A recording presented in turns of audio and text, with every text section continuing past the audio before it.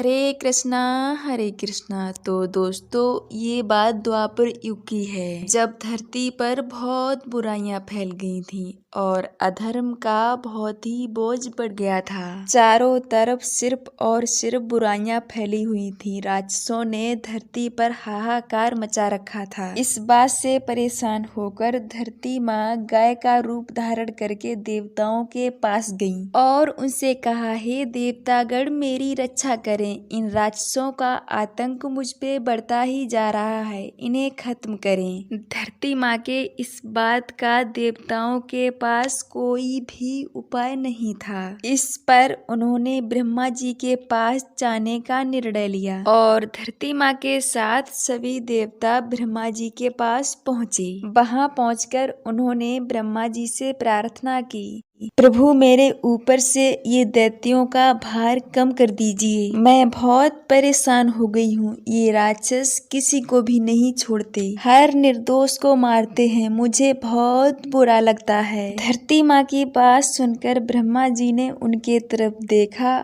और कहा, इसका उपाय सिर्फ भगवान विष्णु कर सकते हैं। देवी आप उन्हीं के पास जाइए। ब्रह्मा जी की बात मानकर उनके साथ धरती माँ बाकी के सभी देवतागण विष्णु भगवान के घर क्षीर सागर पहुँचे। उस समय विष्णु भगवान शेषनाग के ऊपर लेटकर आराम कर रहे थे और उनके समीप लक्ष्मी जी भी बैठी थीं। वहां पहुंचकर सभी ने उन्हें प्रणाम किया और पूरी कहानी बताई। पूरी कहानी सुनकर भगवान विष्णु ने कहा, हे देवी आप परेशान ना हो, मैं मनुष्य रूप में पृथ्वी लोक पर बहुत ही जल्द अवतार लूंगा और पृथ्वी पर फैले सभी पापों को खत्म करूंगा। विष्णु भगवान की यह बात सुनकर धरती माँ बहुत ही खुश हुई। फिर धरती माँ सभी देवताओं के साथ वहां से चली गईं। दोस्तों उसके बाद विष्णु भगवान ने कृष्ण के रूप में पृथ्वी पर जन्म लिया और यहाँ की सारी बुराइयों को खत्म किया। तो दोस्तों हमें इस कहानी से क्या सीख मिलती है? तो हमें इस कहानी से यह सीख मिलती है कि कोई कितनी भी बुराइयां क्यों न करता जाए, उसकी